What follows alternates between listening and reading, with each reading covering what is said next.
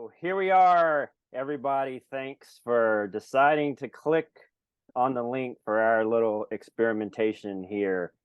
We've entitled it Sounds and Grounds because what else in life is important? Guitars and coffee, man. Yeah. That's all you Anything that makes sounds, there's engines, there's nature, there's the universe makes sounds. So everything has a sound. We're not limited to just music, but everything is music, really, if you look at the world the right way. So I'm Zeus, if you didn't know, and over here we have an earthquake happening. Oh my gosh. Yikes. That was nice. Very well planned introduction for the thunder, the lightning, the bard of shred and rum, as you've been dubbed, Jack Kosto from Seven Spires. What's up, man? How's it going, dude? I'm good. We sounds and grounds. I have my own voice about to go off the rails, and I got a cappuccino, so Nice. everything's good to go. It's a great time. And this will be on Thirsty Thursday. We are airing this for everyone. So hopefully there's some folks out there with some Lightbringer coffee, maybe some rum, some ale, whatever tickles your fancy. Or water, no I'm judgment. I'm hydrating with nature's coffee right now. It's just some water because at some point you have to step away from the coffee maker after 32 to 48 ounces, and you need that mellow, and the water is crucial for hydration. So Absolutely. cheers. Yeah, I'm excited to be here, excited to answer some questions. Yeah, really good questions, I have to say. Thanks everybody that submitted serious, technical, nerdy questions and also silly stuff. And 100% I snagged every single question, as we will soon see as we make some progress here. I mean, would you like to give a little shout out introduction about yourself? You want to sort of jump into the meat and potatoes, so to speak? Yeah, I'll just do a quick little intro for someone who's clicking on this the first time and has no idea who the hell either of us are. I'm Jack Kosto. I'm a guitar player, and I play for the band called Seven Spires, American-based symphonic metal band. Everything we do, we say we do everything kind of from Dimmu Borgir to classic Camelot and everywhere in between. But also, I'm a mixing engineer, mastering engineer. I work a lot with rock and metal music, but whatever comes across the desk. And that's sort of a little bit about me and a little bit of my experience. And yeah. Right. Do you find that the type of music you play and write actually helps you engineering all types of bands? Because, a typical metal band in the past, for me, I'm old, is guitar, bass, drums, and some screaming. And the elements of your music, Spires in particular, with orchestration and tons of layers and different things like that, I would think it helps to broaden your engineering options. But do you feel more comfortable, obviously, mixing metal and that type, or are you sort of open to everything? I know you started adding more non-metal to your list of clientele, but what do you think? Yeah, I would say I'm mostly more comfortable and enjoying myself more in heavier music, like rock and metal stuff. And I think that playing the music that I do, writing the music that I do, definitely helps with some of that. Because at the end of the day, mixing is a lot about physics, and the more stuff you add, the more you need to make room for each of those pieces to be heard clearly. Right. So being used to really dense arrangements with a full orchestra, wall of guitars, drums that have to be huge, big fat bass guitar sounds, like it all has to feel like it's massive and in your face, but it has to fit in a frequency spectrum that makes sense coming out of a pair of speakers that can only move a certain direction. So yeah, I think having that background helps a little bit. I'm certainly not at the end of my journey learning about this kind of stuff, but sure. yeah, So I think yes and yes to answer that. Cool. Yeah, that actually sort of, while we're talking on subjects, there are questions that sort of pertain to this, so we can just jump right in because I'm like, hey, this sounds like one of the questions. So Awesome. this was from Facebook. Tomasovich. He has several questions for you. Excellent. We can jump right to more of the techie ones, sort of get that out of the way. Tomas asks, when a band makes an intelligent choice in hiring you to produce, mix, master their S stuff, do you strive to carve out a little sonic uniqueness for them whilst paying respects to their desired genre? Woo. Okay, so I think you Yeah, sort of that's answered that, but maybe in a basic term, non-musician, non-engineering term, I think I would prefer, like, I know about that stuff, but to understand it in just like the layman's term, so to speak, language, you know. yeah, yeah. The short answer is yes. I try to treat every band unique. Like there's not a set formula that I just slap on everything and that's the sound and that's my sound and you're gonna have to live with it. No, I really like to take some time and sit with the demos or the rough mixes or the multi-track and find what is really cool about what they've already done, what I feel is like the important elements of that band, and try to bring that to the forefront by creating something from scratch. I don't really like using like a preset thing or preset Right, sound right, or my own kind of it, I can use starting points. Like I think there's it's good to have, that one setting on the amp that like is pretty close. And then you tweak it depending on what right, instruments they're using, what parts they're playing. And I feel like it always works better that way. And you end up having to do less work in the end if you get that sound as soon as possible. right, right. So your baseline is a comfort level, and then you sort of interpret that particular band's uh, sonic ability from that baseline.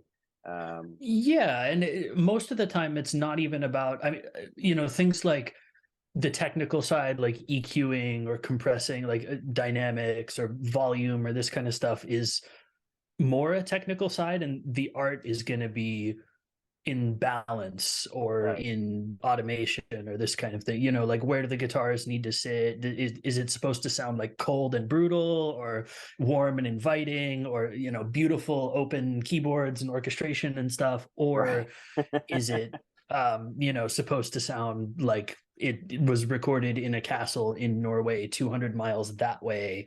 Yeah, um, yeah, yeah. Everything should sound like that to me. I mean, come on. If you could well, yeah, record that's in a always cool castle, too. why would you not record in a castle? But I would think people seek out you, Jack Costo, and your engineering because they probably want some of your sonic magic. Like they want you to sort of touch it up the way you've done your band and so many other bands. I couldn't imagine someone saying, I want this to sound A, B, C, D and make it sound that way. I'd imagine some people on a certain level, every album is this band sound and it kind of follows that pattern. But I think as you add more types of music, people are going to want that Jack sound. Like you're sort of developing a sound that's unique because of what you just said. You take the elements of that band and you interpret their artistry. That falls a lot to some of the other questions we can get into, which is the guitar and how it came about from us from that same interpretation with you and can be used to create something kind of special and magical and awesome in that respects. Let me see. There was another question while we're on Tomas. We can sort of transition here to a few little guitar nuggets as well for the watchers, the listeners. Sweet. So Tomas also was inquiring, have you done any mods to the Floyd Rose 1000 on the Blackheart? If yes, what do you recommend first? Biggest bang for the buck. So if anyone doesn't know real quick, I am the owner, proprietor, CEO, operating fella for Blackheart Guitars. And Jack here obviously is our premier artist for the company. Um, we've been in business now for 13 years. And at this point in time, exclusively manufacturing USA customs. Each one's made one at a time. Our factory headquarters for production is in Arizona, and I'm based here in Virginia, East Coast. But back to the question, I'll hand this over to Jack, and he can get all nerdy tech as deep as you want for Yeah, people to I have props learn. now. Props are good. Speaking of that, I'll take a break because I've been talking too much already. Yeah, it's my turn. Shut up. No, cool. So the question was about the Floyd Rose Right. on this guitar, and for those who don't know, the Floyd Rose is the brand of bridge that I use. It's a floating system that has a detachable whammy bar that lets you go wee and wow, as much as you want. There are other kind of cool aspects to it that I really like, but the whole system kind of works basically with a claw and a spring set here that balances out the tension of the strings themselves when they're in tune. So it's kind of this balancing act to get the bridge to go back to exactly where it is when everything's perfectly in tune, so that no matter what you do with the bar, it resets to the same level and everything's still in tune. Right. There are some upgrades that I have in here from FU Tone. I'm an FU Tone artist. That stands for Floyd Upgrades. And what I have in here is there's a brass claw and screws. Normally they come with some kind of other less desirable metal, a big brass block as well. And these springs are heavy duty, noiseless springs. So they have like a coating on the outside of them so they don't ring. Normally the stock ones go like, and you hear that sometimes even through the pickups. I also have titanium screws and block inserts and stuff here that are upgrades that just they don't really do anything to the sound, but it's a durability thing. With as much as I tour, I don't want I don't want stuff to be breaking on me. I don't know if we're allowed to swear on Yeah, YouTube. I think the S word's probably okay. It wasn't, Yeah, meant to offend anyone. It just popped this out. is a There it is. PG-13 PG-13 Right. stream. I get Yeah. one F-bomb and limited Yeah. numbers of everything else. Right. We'll definitely stay away. Yeah. That's and we did identify the FU as Floyd Upgrade. That's what that stands for. So Yeah. So if you're keeping it listening, real. YouTube, don't penalize me for that. Right. But so what I would say, the two biggest ones for me that are super important are the titanium things, because I tend to like when the guitar is going through hot and cold and airplanes and trucks and trailers and stuff. The last thing I want to do is accidentally strip something because it's too cold or too hot and expand it. Like then I'm totally up a certain creek without a paddle. But the one that I noticed the most difference with, and that I would recommend to anyone, are the spring upgrades. Actually, the tension on these is higher than the stock ones. So basically, it actually makes, when you're not bending or using the bar, it makes it feel more like a fixed bridge guitar. So things go out of tune a little less when you hit hard or when you're doing vibrato and stuff. And the noiseless thing for recording is super important. So those are kind of the two that I really would recommend to go with first. The brass stuff is more of a sonic upgrade, but also maybe, at least for me, less noticeable in the long run. Like what's more important for me is that the playing feels a little better and that I know nothing's going to break on me. I would do that first, then worry about the little percentage increases in the tone. Right. And it's a key element that the instrument to start with is somewhat durable and can survive F5 tornado, so to speak. I will mention, after collaborating with you, we're a FU Tone dealer, so anyone that orders a custom can get all of the FU tone upgrades. And probably what we could do is put some links and stuff for sure down there where people can check out all the different goods, as well as the pickups. If you want to talk about the pickups real quick, as far as Yeah. what you like, to get a little shout out to Fishman, which is pretty much taking over metal, particularly I think more recently in all genres. They're certainly on the innovation, the cutting edge of what's happening with pickups. Yeah, I was lucky enough to tour their factory kind of in the early days of the Fluence technology, Nice. and they were Wow. explaining That's awesome. like explaining each step of the process, why they're different from traditional pickups and stuff. I mean, they didn't tell me how to go recreate them in my garage or whatever, but Right, because I someone but in the West Coast would be like, "Oh, that's what they do." yeah, yeah. But anyway, it was really cool to hear like just how much they care about advancing the pickup technology and not just like recreating, tone of a 59 Les Paul PAF pickup in a new casing, Right. exact replica. Here you go, $500. No, they're really into advancing the technology of what a pickup can do, eliminating the drawbacks like getting rid of noise, getting rid of inconsistencies, these kind of things. But anyway, the pickups I'm using are the 7-string modern active Fishman Fluence pickup set, and I think the neck is an Alnico magnet and the bridge is a ceramic magnet. I've been using these for quite a few years now, and I haven't found anything to beat it yet.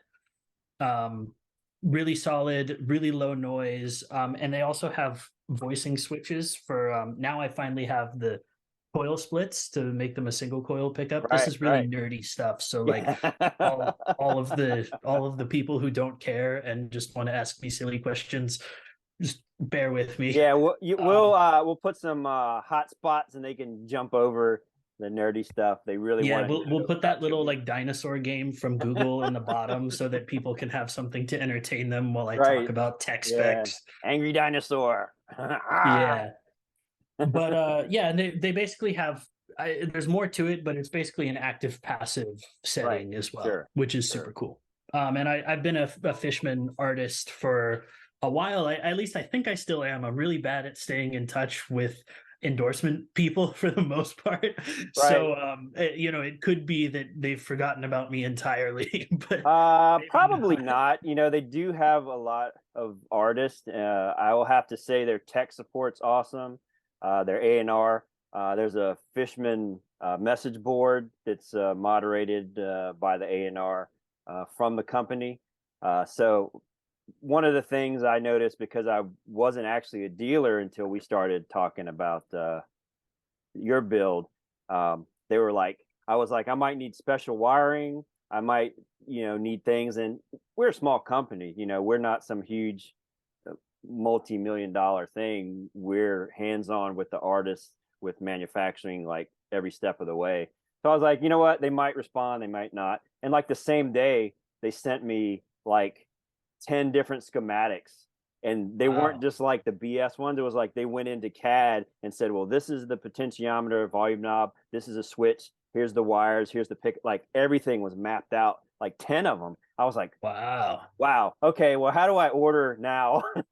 And how do we put this in more guitars? And it was a really good process. uh Obviously, in the world today, companies don't have to be as responsive to smaller users of their equipment.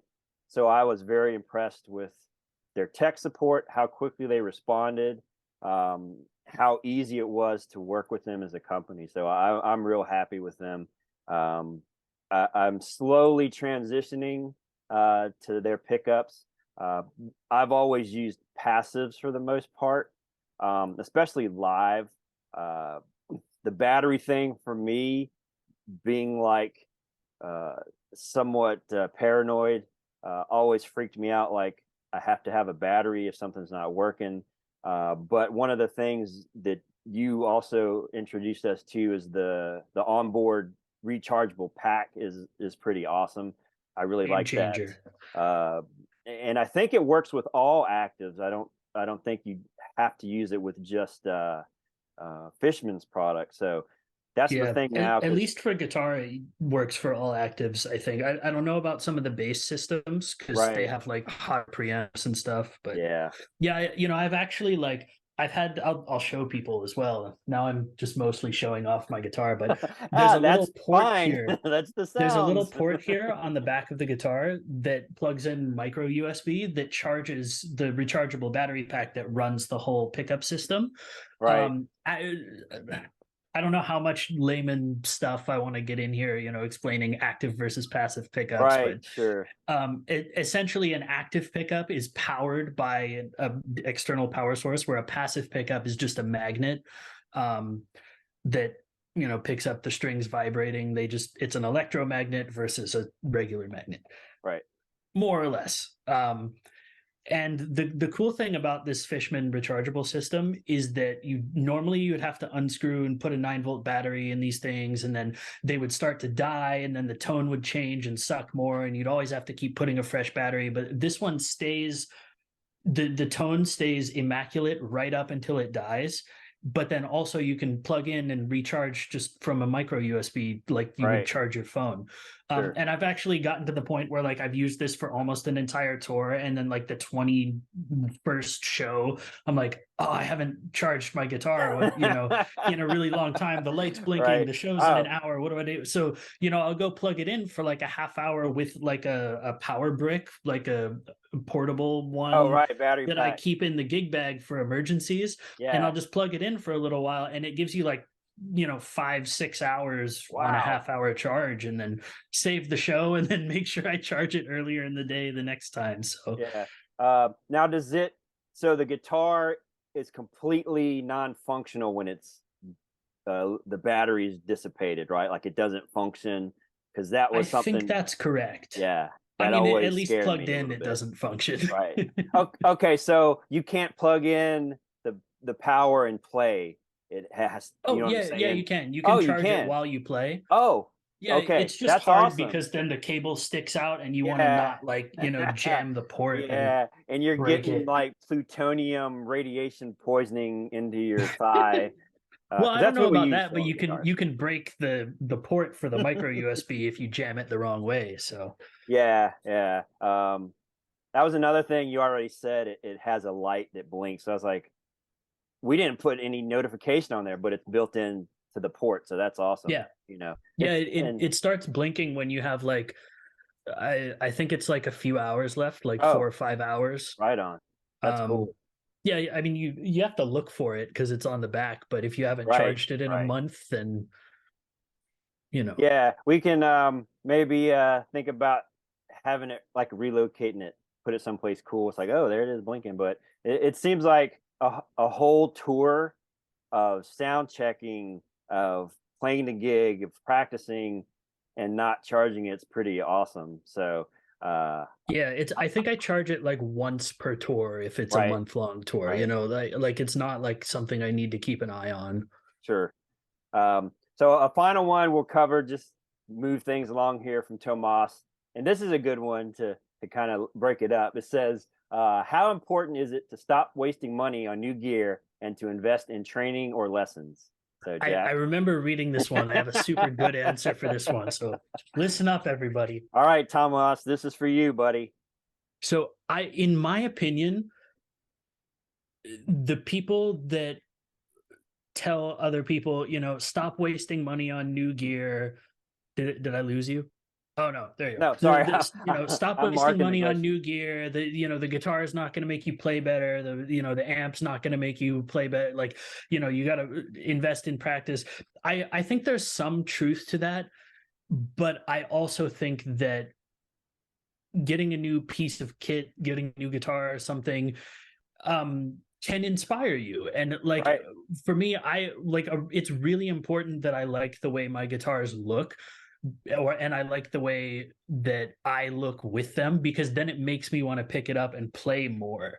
Yeah. Um, my early on when I was first, kind of learning guitar, I had a really cheap Dean ML, like a starter, like Hmm. $100 guitar that I Yeah, got yeah. at a music store.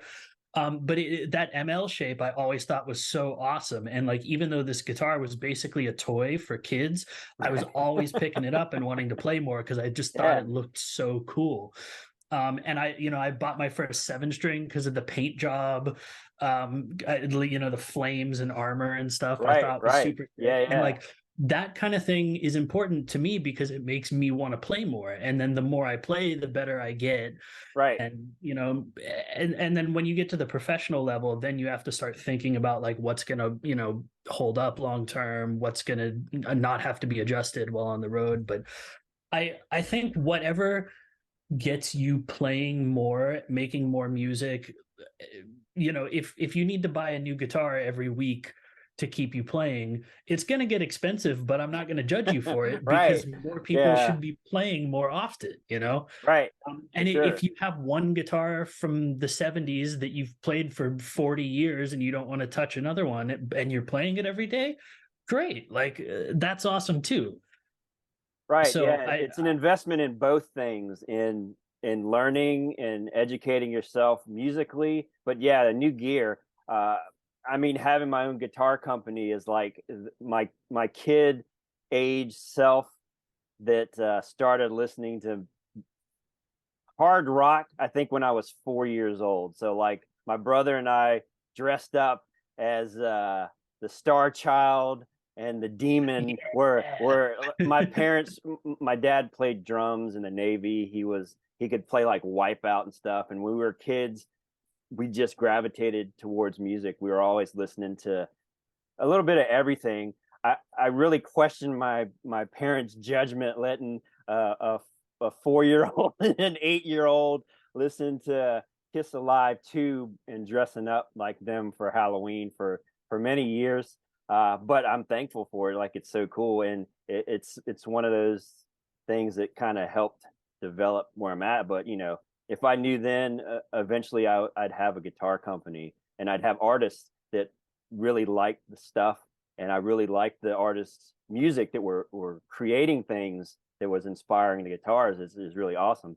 I mean, that's sort of how your guitar came about, was um, thanks to, it's strange to thank COVID for something, but streaming and Twitch and all this media and all this music coming from YouTube and people at home that's like, well, I can't tour now. I don't have income from merch for my band or whatever.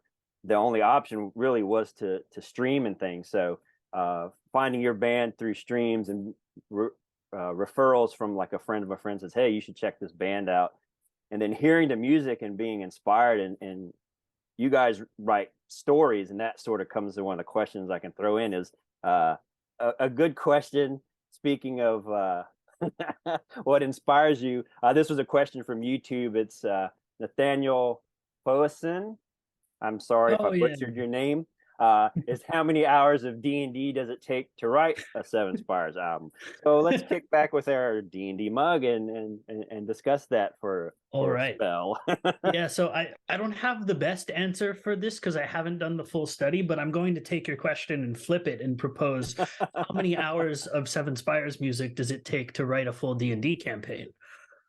Oh, wow. Hey, that's a good one. We'll spit that back at him. I will have to say Yeah. that More on that later.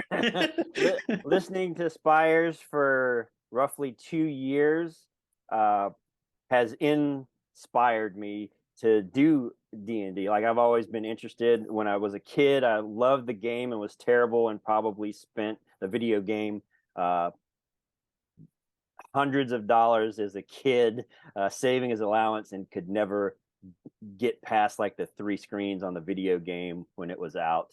But I didn't even know there was a video game. yeah, so this would have been, um, from what I remember, late 80s. It was one of the arcade style, and it was the first video game that was really more computer, and the characters looked like cartoons. Mhm. So you're the hero, and you start off, and of course, today it's like, well, that's a joke, but that's where the genre started, and it's just really difficult, and especially as a kid, like we had Atari and played like, Asteroids and Space Invaders, and all of a sudden you have this role playing video game and you're like moving a guy around and he's got a sword. It just, you know, never got past that. I wasn't big on video games, but always into the D&D aspect. And I think a lot of movies and TV shows and stuff now have like created interest in that. Everything from, ET back in the day and up to Stranger Things is caused a resurgence in that game.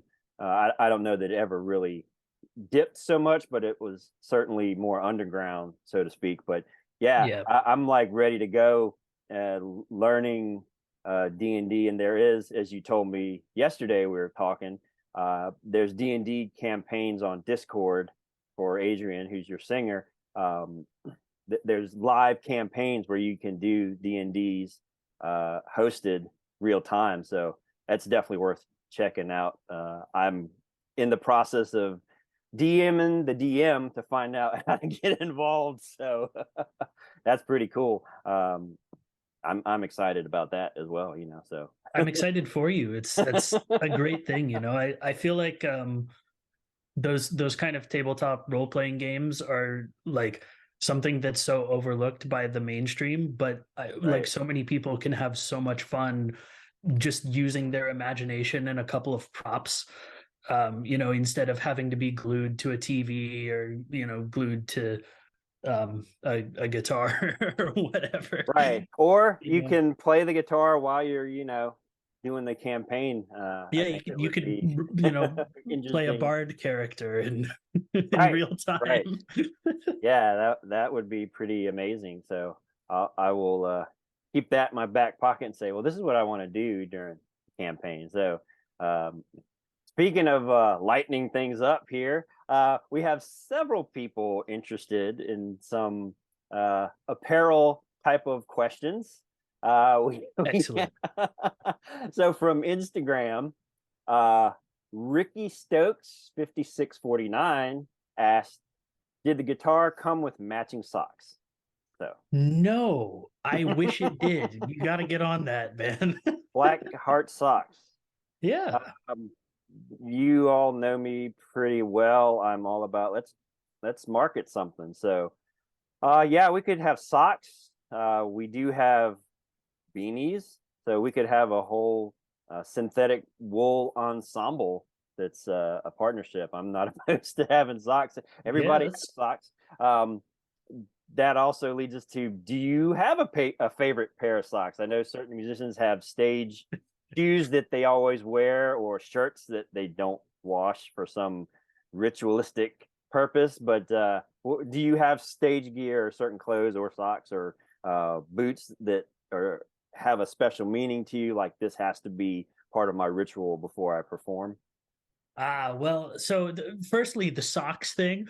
When I did the promo video for people who don't, when I did the promo video for this stream, I made a joke about like, oh, you could ask about my Blackheart guitar, or you could ask me what my favorite pair of socks is, and people thought that that was a really good idea, so we got the socks question. Right, right. And to answer that right off the bat, I have two favorite pairs of socks. I have one pair that's Cheez-It socks. Cheez-Its are my favorite heavily processed trash American snack. Right. So I have a pair of Cheez-It socks that a very dear friend gave me, and then I also have a pair of sushi socks. Nice. I have like a whole collection of goofy, like I have dog socks and Right, pizza socks and all these ones, but those are my two favorites: the Cheez-It socks and the sushi socks. right. So there Um, you go. Anyone that wants to, donate some apparel, they can head that route. yeah, if you ever want to bring me some dumb socks to a show, I will happily accept them and wear them. Right, because socks are literally gold on a tour, as well as undergarments for a band. That seems Yeah, to yeah, be the it's going commodity to trade and own is socks, everybody clean socks. benefits when everyone else has clean socks. Right, right. Especially the Chili Peppers. Apparently, socks are important to them in their wardrobe as well. That's one of That our makes sense. old folks jokes. You can Google Chili Peppers and socks. Mm. That's I guess still PG-13, but Oh, great. Are we not aware of the chili pepper socks No, on sale? I'll Okay. Google it later. Ooh, alrighty. Well, good luck with Maybe that. not. Enjoy it. I mean, it's pretty obvious they go on stage wearing only socks, or in the past anyway, was Oh, okay. I their see. their thing. But give a shout out here to Jez Mazzola also from Instagram that says favorite pair of socks. Oh hell yeah! So question and statement as well. So we appreciate that input from Jez there. Um, I feel like there's some things revolving around food. You have Cheez-It socks, you have sushi socks, you have pizza socks. So there are several food related inquiries here we Sure. could jump to. It's funny, like so random questions submitted that just like, oh, it just like flows. Like this is going a certain direction. So food's good. Like, okay, here's one I know.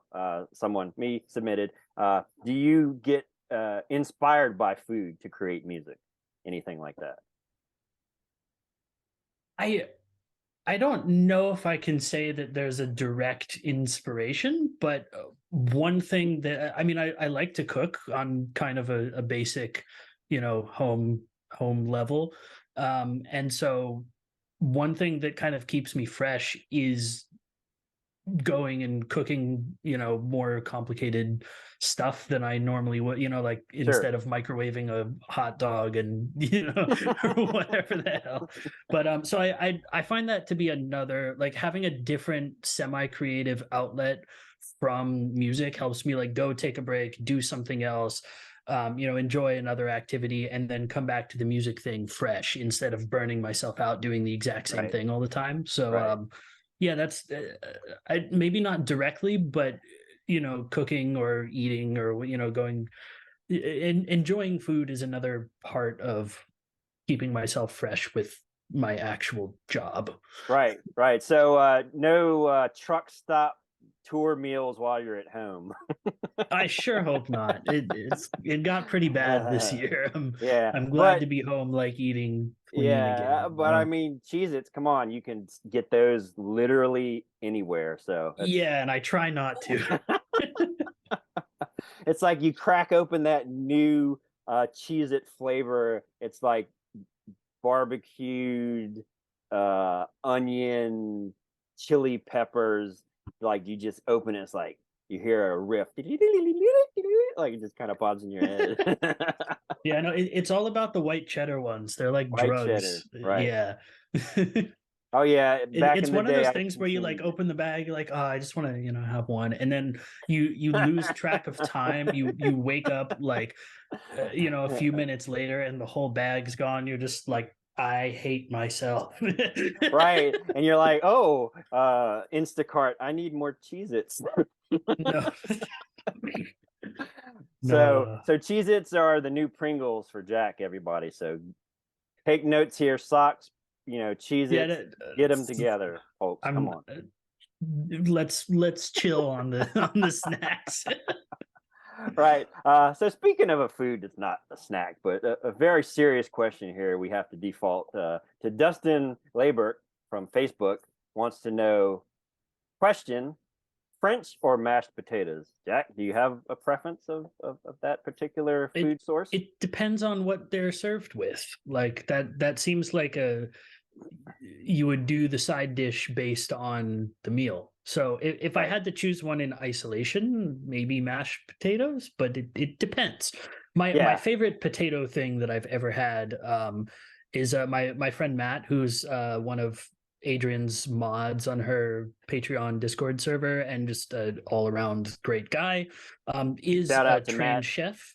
Yeah, hi Matt. Nice. And he made like a potato dauphinoise, which is like thinly sliced, layered Wow. with cheese and all this stuff. He made a truffle potato dauphinoise for a New Year's party one time, and it was like I can't even begin to describe to you the just level of delicacy that Right. this dish was. It was The fantastic. off the chains. Wow. It sounds like Matt needs a food truck to follow Spires on We've tour. talked about this for years. Like, Yeah, eventually we'll start the GoFundMe to get the food truck, yeah. So, license in all 50 states. right. Sorry, So, Matt. He did tell me that in confidence, but sorry, it's out the bag, buddy. It's for everyone now. See, I thought for sure you'd be like, there's only one way to potato, and that's to shred. So that would be my favorite. Is I to do shred. like a good hash brown, You can't like, beat them, man. Like we talked about this before. Off subject, off terms was the hash brown meal for someone that only eats plants and fruits and vegetables. You can get potatoes shredded, loaded from your favorite roadside 24-hour diner internationally. yeah. Any day, night, time, everything. And you just like the Cheez-Its, you just hate yourself afterwards, but it's so good. What do you do? Yeah. Yeah, for those who don't understand the context, we're talking about the Waffle House, The which Waffle is, House versus Denny's versus I think IHOP. So we yeah, do have to shout out it's to the one of those three. things. Like, Waffle House is like a tour. Like, people freak out about if there's a Waffle House in the area while you're Right. on tour. Sure. And I live like 5 minutes down the street from a Waffle House. Like, I could go to Yeah. a Yeah. Waffle Yeah. House anytime I want walking, and I don't get it. Like, I don't get the fascination. Like, it's not that good. It's just open late, but like all of my bandmates are like, and like they freak out, and I'm just Yeah. like, can maybe not, and but Right. Right. Yeah. so yeah, like people freak out about Waffle House, and I'm I don't guilty. understand. For me, I think one is a nostalgia. Like it's always been the same. So even Okay. from any type of travel you do, you go anywhere, it's like always the same. Like you got the dude that's probably done time on the grill, just the best short order cook in that state, that locality. And every time you get stuff from there, it's consistent. Like you never have to be like, ooh, is the sandwich going to be questionable, or are they not going to put enough onions or whatever on my hash browns? It's like it's very controlled and consistent. And especially traveling, if you sort of have anxiety, it's one of those like, I can go there and get it. And it's low rent for sure.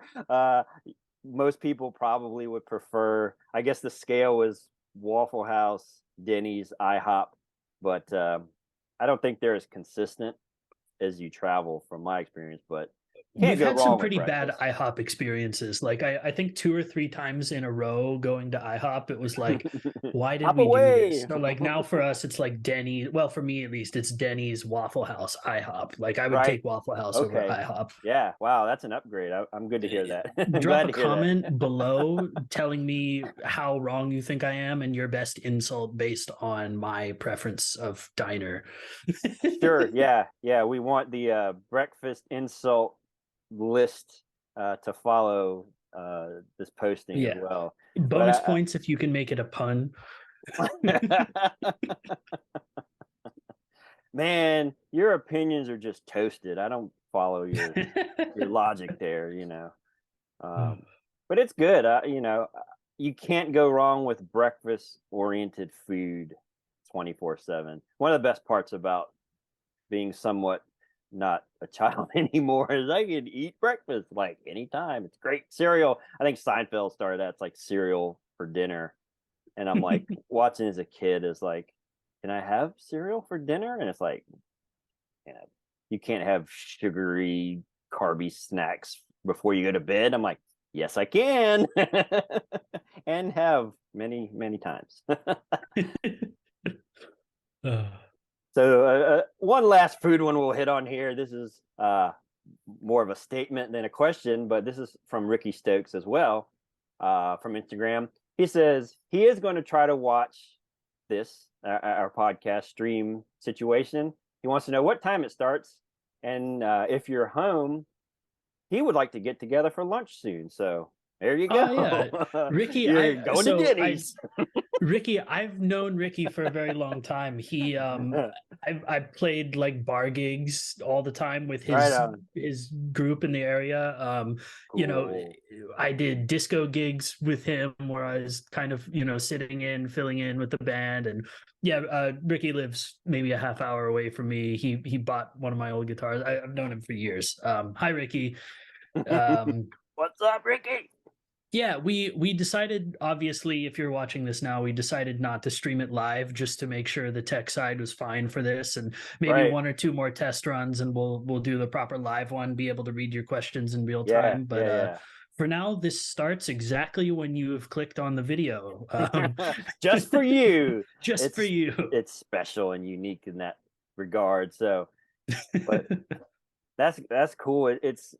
It's good, I think, as a higher level musician to keep those relationships of people like you've known forever. And it's cool that he's like, not like some people can get resentful. Uh, I've definitely seen, well, bands A, B, C, and D all play together, and band C has become professional level touring, fan base, this and that. Um, I think it would help. It does help ground you to have those relationships still from, like you said, the guys that you played in bar bands with back in the day and stuff like that. And it's cool that they respect what you have done and are doing and aren't sort of the jaded. Well, we played in the same bars and venues, and now you have a guitar made for you. So that's cool. Yeah, I yeah. like I Ricky. He mean, sounds like a so good guy. yeah, Ricky's like, so I was like a kid when I was playing in these bands. Like they're like adults, Right. and it's their night at the barbecue joint, and they're playing classic rock for 3.5, 4 hours. And then I'm just there because I know them, and then I come up and sit in for 4 or 5 songs and eat dinner, and that's kind of it. So Right. it was that kind of thing. It's not like we came up on the same scene, and you know but it is cool. I try to just be a real person and not have an ego or anything like that. I think it's important to not. So Right. yeah, those Sure. kind of relationships are very nice to have. Right. Right. Because at the end of the day, I know it's a terrible cliche, but you're just a dude that got really lucky, that had a skill and was able to turn it into a career in music. Yeah, Um, and I would never say even that I'm that far along at this point. Like it's very mild success. it's You know what not, I mean? Like in uh, the grand scheme of things, it's relatively mild success sure, compared sure. to what it will hopefully be in a few years, or Right. So it's It's not the it's ghost pepper of success that you are shooting for. yeah, it's It's the every chipotle every sauce day, like level. every time you achieve that next goal, then your brain's already 10 steps ahead of that. And just like anything else, you'd never arrive, and I certainly don't think I have, and definitely not enough to develop an ego. Right, right. Well, that's good, and hopefully, I think the type of person you are, that's going to stick with you as you continue to grow. And just I from hope so. your bandmates' current state of affairs, playing on much larger stages, literally with known large bands, I think. Like Yeah. at first, like I first saw a few things happening, I was like, "Oh no, does that mean something bad?" For like this band that I liked, that I feel like, oh, I kind of found this before, before other people did. But then you see that it only is going to generate more for you all as a cohesive unit. Do you feel that, kind of transitioning to a question, um, other bands, as your members are setting in or touring, how does that really play into what you guys do, and is that something you think is going to affect the next album that you maybe can talk about, some of what's happening in Spires' future? Yeah, I mean, we are working on a next album, as we always are.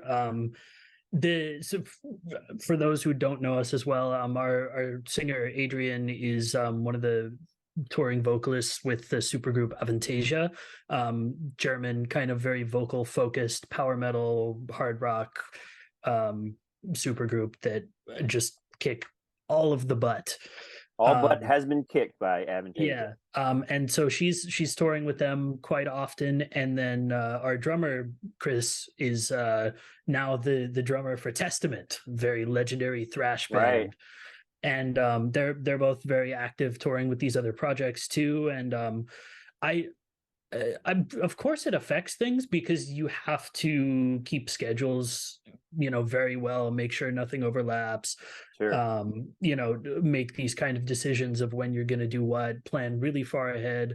But all of us are, great friends and very supportive. So like nobody's mad at them for doing Right. this other stuff. We all have our Right. own other stuff going on. And if anything, it really helps out. Like seeing how things work behind the scenes with those bigger groups, Right. we get a lot Sure. of good insight on how to do it right for us as well when we have the chance. Like, Right. even just things like Chris learned about an app for iPhone called Master Tour Right. that Testament used to organize all of the ins and outs of their thing of like you can find Wow. where food spots is, what time sound check's going to be, That's the TM incredible. can send you push notifications if like this needs to be changed in the schedule on this day, and like it's Yeah. an awesome app. And so we've Wow. used that ever since he went out on that first fill-in run with them, and it's been awesome. So like that kind of insight of just like seeing people who have been doing it for decades and seeing how they choose to do things and how we can apply that to what we're doing is like Right. way more beneficial than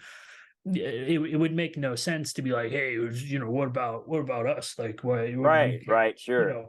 we're not going to be able to do this one show because you're going, like, no, it only helps. Like Right. all I say it kind of like a little tongue in cheek sometimes, but I do believe that all ships rise on the same tide. Of course. And the Sure. better any of the four of us do, the better the whole group does. Like Right. it can only help. Yeah. I mean, learning from these bands, speaking of like Testament, being the godfathers of the Bay Area of thrash. I grew up with thrash. I some of the first bands I listened to was Bay Area thrash bands, and having the notebook and learning how to draw the logos and stuff. But the fact that they're recognizing people that are going to make them better, and then uh, willing to teach and sort of take them under the wing, because Spires, as it is everybody original members. So like Chris is the original drummer or the first recording drummer that you guys put It's an album. that's kind of like I feel like yes, this is the original lineup, but Right. so we Adrian and I were the first ones who kind of met. She had a bunch of music written, and then I came in and we were like, okay, let's do this band relatively seriously. And it took us a pretty long time to actually find the current lineup by local band standards. We had other people in the band before, but I feel like it really solidified into a serious band with a unique sound once we got Peter and Chris in the band. Right. Like Hey, Peter and Chris. yeah, yeah. Another Kiss reference there. So cool. I can't go wrong. Ah, hey. That's funny actually. Yeah, yeah. But yeah, so there have been other people in the band before, but like I don't feel like it was, it was still very much local level and us trying to figure stuff out. And then the sound, the music, and the vibe really clicked when we got those guys. Right. Sure. And that's been going on 10 years now or something like that, Right. which Wow. is That's crazy to awesome. think about actually. It's a long time, but then it's not a long time. I hate to say Yeah, something especially that's so because we vague, lost but like 2 years because of COVID. So right, sure. So I mean, that 10 years could be 20 to some.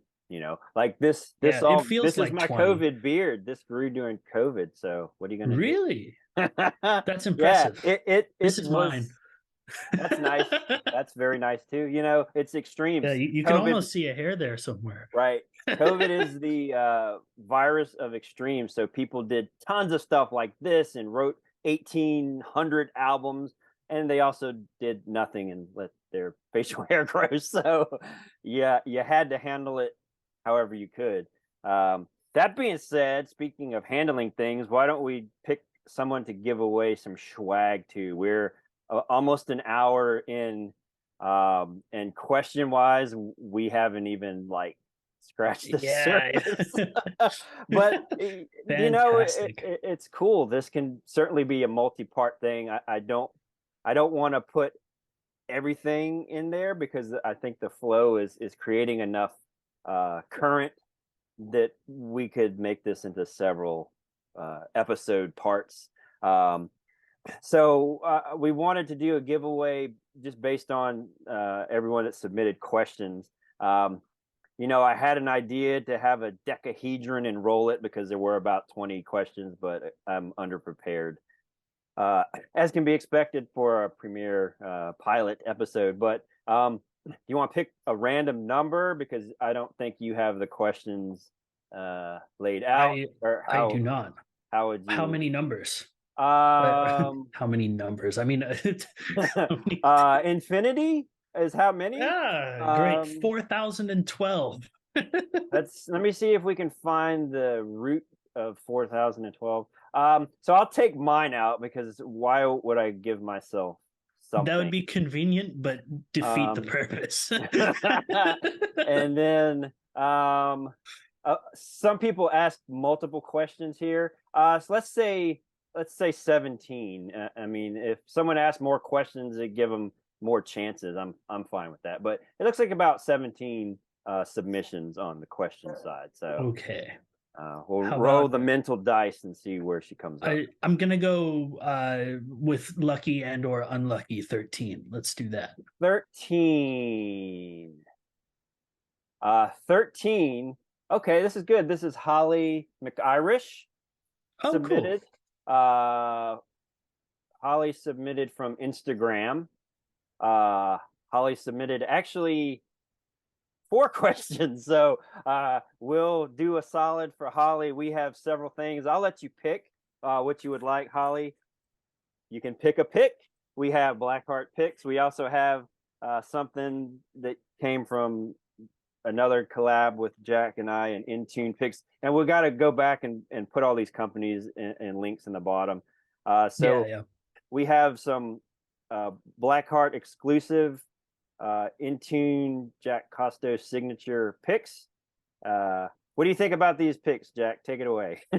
I'm really digging them. I have some here from the previous run that had different logo on it and stuff. But Yeah, those are yeah, the I've been special playing these. special. I played them the whole last tour. I've been playing them here at home. They're really cool. I had been working for a while with a company called Swiss Picks Right. that Very cool. I'm very religious about those. The owner's a really great guy. I love him to death. And but it got to the point where I was on tour all the time and people were saying, "Hey, can I have a pick?" or like, "Do you have picks for sale?" or whatever. And I'd Right. be like, "Oh yeah, here you go." And it would be, just a green generic, not generic, but Just like a an production thing. Just unbranded right. production pick. Right. And they'd be like, "Oh, I thought it would have had your," and I just had that happen so many times that I was like, "Hey, Pete, the guy who runs Swiss Picks, like, I Yeah. keep getting this question, man. Is there anything we're able to do?" And he's like, I can't really do anything right now. I said, "Are you okay if I get some other picks made?" Right. Sure. And he's like, "Yeah, absolutely, go for it, no problem." And that's how it came about. And I've been using these also for a long time now. They're really Right. great. They're super durable. They sound good, and they look Awesome. really cool. So Yeah, yeah, and they have your signature, so you can't beat that. So yeah. And it's I'll clear it up as well for the people that keep it like, "Oh, no more Swiss picks." No, I'm right. using both of them. Right. I have a ton of both, and they're great. Yeah, that was a Mhm. question. It wasn't official submission, but I have to say you're very interactive on social media, which is cool. But going with the leveling up of the pro, it's like, yeah, you got to have your own picks, man. Like, Yeah, and it's the way the Swiss picks are made. It's really really difficult. Like they can't do printing on them because there are right, holes in sure, the thing, and even just to do a custom color or something is actually super expensive with the way they make their picks. So it's like right, it just made sense to get them from a different spot. And I'm really thankful to have found something that's just as good that I Yeah. can put my name on and that other people can take home and enjoy and be like, oh yeah, I remember that concert. That was really fun. Right, right. And it goes along with your analogy of, all the ships rising. Like I know there's other guitar companies out there. I know people are going to play, traditional companies has this exclusive artist agreement stuff. I mean, our company had it before, and I sort of went down that path for a while, but then I'm like, look, if you like the stuff that we make and you play it and show videos and there's playthroughs and live and you play the stuff and like it, like that's fine.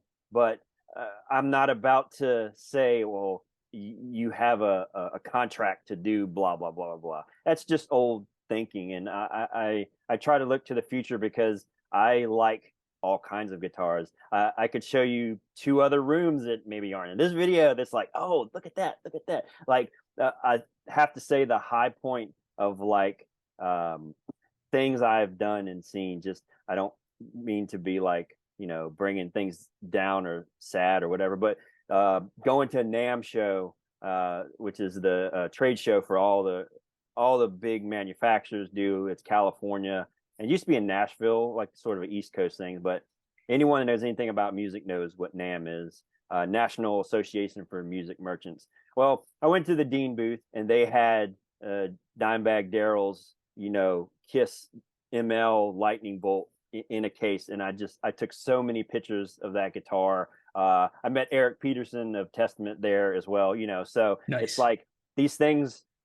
I love guitars first and foremost. That's why I have my company. But uh, I don't hold people to some crazy standard like, well, there's a picture of you and you're not playing our guitar. I mean, that being said, somebody is endorsed and I never see them play our guitar, then yeah, no, that's kind of a common sense thing. But like we had discussed getting more guitars and such for you, but I'm like, I understand if something happens, you have to have a comfort level. And you're talking about the first cool guitar you bought was because of the finish, and that's hopefully now you're back up for everything and Yeah. nothing happening to the new number one. We would like to call the JK7. But yeah, it's like I just going back to one of the questions of should you stop buying gear and practice? Like, no, buy gear. If you see a new pedal or you hear a plug-in or there's a new preamp or something, uh, get it, and you'll be inspired by it. Part of what I'm doing is going through list of all the cool guitars I've always wanted and looking for them. And if I see something that brings back that nostalgia, like, oh, I want to get that, and having that inspiration again.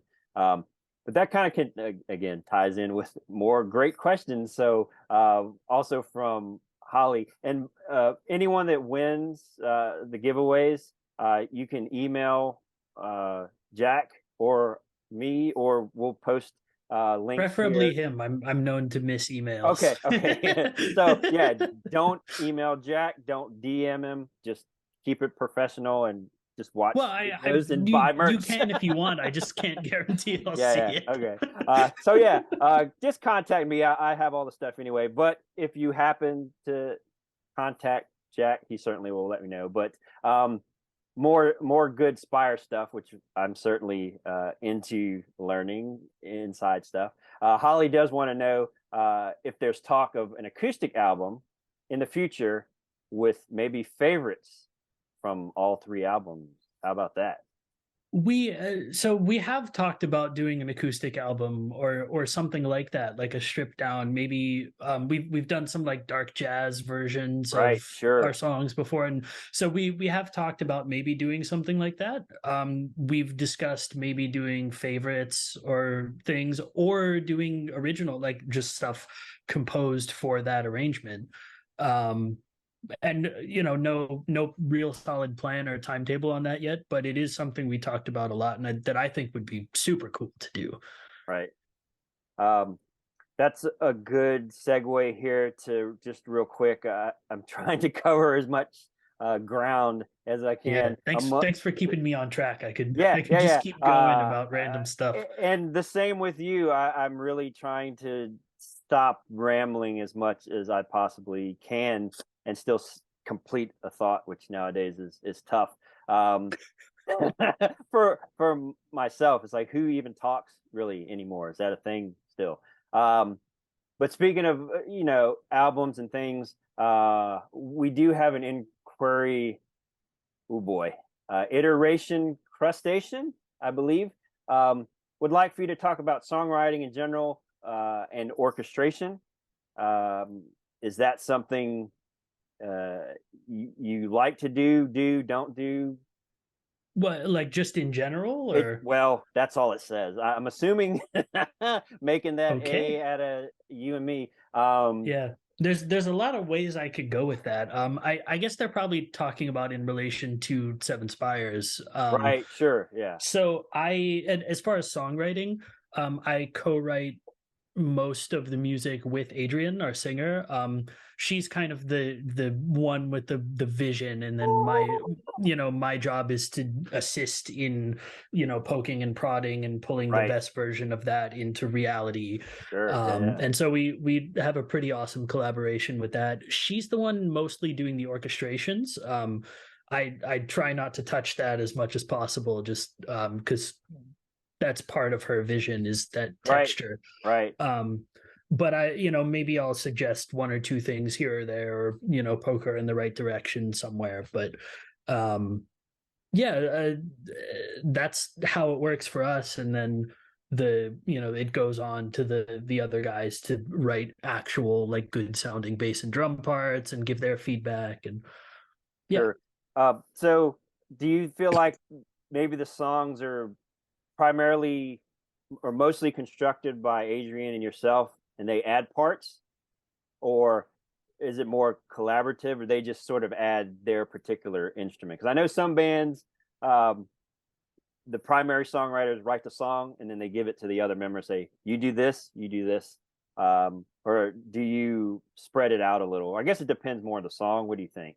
It's usually it ends up looking like that like we kind of come up with the song in rough demo format, with approximately what we want the drums to be doing. Usually the bass is left blank because Pete will come up with something Right? really awesome, but to Yeah. finish the rest of the arrangement, it needs like at least a basic drum groove to keep the Sure, time, sure, so sure. we can record other stuff. But um it's really rare that we say, please do this exact part. Like, usually Right on. they come up with the best thing that it could really Sure, be. sure, um sure. and there's never a case where we're not open to suggestions. Like, sometimes we'll get like, hey, this is cool, but like that section is weird as hell. Why, can we do something with that? And we'll take a look at it, because usually they're right. Right, So sure. there is some back and forth, but the ideas are mostly coming from Adrian and myself. Right. And it's a great formula from a fan perspective. Uh, like the storylines and how things flow. Like I didn't realize until quite recently that your albums were out of order. It tells one story of Solvig, and people definitely need to go check out the lore and the website and everything about these albums. The more I learned about it, it was like, wow, it's like really deep. It's like you have the orchestration, the musical part, and then of course I'm a big lyricist person. I have to like what someone's saying to be into the band. I was Mhm. never just enthralled by music or rhythms or stuff. I want to know what they're saying. It's very important to me. Like if I'm going to wear their T-shirt or something, it's like I want to know what's going on here. Some people may be different, whatever, but definitely learning about that process, and it's this huge story and it's going to end up going somewhere. Speaking of that, I recall a stream or something where there was talk of perhaps an actual RPG for the story. Is that Yeah, something that you that all we sort of still are entertaining?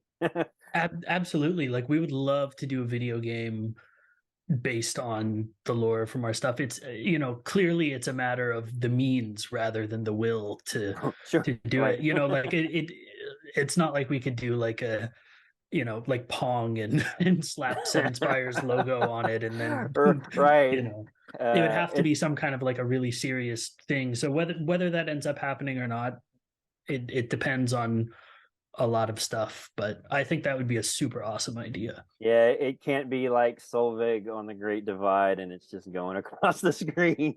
Yeah, And I then mean, I guess the it sun could comes like, out and it explodes and that's the video game. That should be a screensaver actually. So anyone on the Discord or anything can make that screensaver would be awesome. yeah, that would I'd use it. That would be I would buy it as well and we could sell it on the website with the socks. Yeah. Yeah, or one of me with a mug catching coffee beans, like Right. Sure. Yeah. Yeah. Do you, so we can talk coffee real quick. There sure. were some inquiries about different beverages, but tell us about the light bringer. This is also an aspect of things we do, which is coffee and Yeah. guitars. So light bringer. This is a light roast. Obviously, it made sense so perfectly to do for you. Uh, I was honored to be like, hey, here's an idea I have, and everyone being open and excited about it, like, oh, that's cool. But this is a light roast. You can order this from us at blackheartcoffee.com. And we have some combos where you get jack picks, guitar picks. I mean, if you want to pick, you can take a pick, but you can get coffee with the picks on the site. But you want to talk a little bit about your coffee, and it doesn't have to be just ours. Do you have a go-to? Like, what's your ritual or Oh your yeah. beverage Well, process? yeah, I don't know. You'd probably do a better job of talking specifics of the coffee than I would, but I will say that the biggest question we get is like, what's the story behind the coffee? Like, why do you want to do that? Or, is it good? Is like people will ask like, is it good? And I'm Right. like, what do you Yeah. mean, is it good? And but then No, I it's realized that amazing. what they're actually asking is like, is it generic coffee with your name Oh, slapped on it or sure. something like Right. that? Like, is it, or is it repackaged Folgers or something like that? And the Um, reality is you sent us a bunch of different roasts to all try and, really make sure that it was something that we want to put our names on, that we would sure. Right. actively drink, that we really enjoyed. And all of us unanimously picked what is in that bag now Right. as far as our favorite of these things. So we all taste tested like scientifically what was going to be the coffee that we would put our name on. So, and it is actually a really good, really fresh roast. Like it's not just some thing that we put our name on so that we could make a quick buck. Like it's and you can talk better about all the sourcing and the Sure. certification Right and on. like all the environmental things and stuff, but basically it's a really high quality product, and it is the specific high quality product that we wanted, Right. that we can be proud to recommend to people and not just as a cash grab. Sure. Sure. That was a key element when I started the coffee business in like 2017, really, um, is I wanted to incorporate the connections and the network of musicians that I had and other things as well. We work with a lot of rescues. We work with a lot of animal sanctuaries across the country. I really want everything I do to be important to me and also the partners we have. So sending coffee out to the band and saying, here's all the different coffees. These are the different origins, parts of the world they come from. Some are blends, which are a mixture of different continents, different countries. Some are single origin, which all come from one particular source, which your coffee is a Brazilian single origin. Brazil is known for many, many things, coffee being high on the list. You get a very consistent product from Brazil, and there's literally hundreds of coffee farms just in Brazil. I want to say it's in the 20 or 30 thousands or more globally of coffee farms. It's a huge, huge $5 or $6 billion industry. It's one of the only industries really growing even through COVID is coffee industry, and then healthcare is on top, but coffee is really close to that. And then also really close is like plant-based food. So Mhm. I'm into like the top two, three. So it's like cool, you can't go wrong. But it is a light roast, so quite different from most people's perception. The lighter roast coffees have more caffeine naturally. They have more organic components retained by the bean because you're cooking it less. It's staying heated for less amount of time and it's cooling a little bit quicker than the darker roast. So your caffeine's higher. Your health benefits, things like antioxidants, there's more. So in general, like a breakfast blend has become real popular to get up in the morning because it's naturally got more caffeine. So we do use organic sources as much as we can, very environmentally conscious of what's happening. We have several combinations for other roasts that include bird-friendly blends that protects lands that migratory birds fly over. We have a partner in Oh, California with a vegan crepe restaurant, V Crepes. They're in Long Beach, LBC, one of my favorite places on the West Coast in California. Uh, they wanted something that was environmentally the best it could be, coffee wise. So it's friendly to migratory bird lands. It's also certified for rainforest and organic. So it's like all these certifications you have to make sure the harvesting is done in the best possible way to protect the earth, the planet. So that was a key ingredient. No pun intended in the coffee, but like we don't add anything. These companies that have these crazy dark coffees that are high caffeine, they're literally adding caffeine, like grind up a caffeine pill or make a go to GNC and get caffeine powder and put that in your coffee. That's what it is. And it's not regulated. It's caffeine's like a supplement basically. So it's not regulated. Someone can say, "Oh, we have the highest caffeine." It's like, okay, I guess, and making a cup of coffee, people do ask a lot, like, "Well, what's the caffeine content?" And it's like literally every cup of coffee you make could have a different level. So it's a tough thing to know, and the coffee nerds out there like literally have to understand we'd have to make a cup of coffee, you know, in a lab and they would have to test it chemically to say, well, what's the level and this and that. And then you would really have to do that a lot and then come up with a number that was like, oh, it's 350 micrograms or something. So mhm. it's just like how the guitar stuff can get nerdy and deep, it can go that route. But what it ultimately comes down to is, yeah, the coffee's good, the band likes it. It's not something we do for any other artist. It's exclusive. It's proprietary. Just like the other coffees we do for our partners, they pick what they like the best, and the only way to get it is with this particular partnership that we have. And it's cool. It's just like making the guitar. It's like how did the guitar come about? And that's a good transition. We're Yeah. getting pretty deep here. Do you want to sort of handle a little more guitar-y stuff? Do I'm good. Like the only other thing I have to do this afternoon is deliver some masters and cook. So right, right. easy And stuff. I'm good to keep going as long as you want. we could put a microwave and do the hot dog thing for you in the background. That's a And, terrible idea. uh, engineer assistant, please bring Jack some white cheddar Cheez-Its. He's looking a little famished over here. So if you're there, No. slide them under the door, one chip Oh at my a time. god. Just I see Cheez-Its coming under the door. It would be fantastic. That would be hilarious.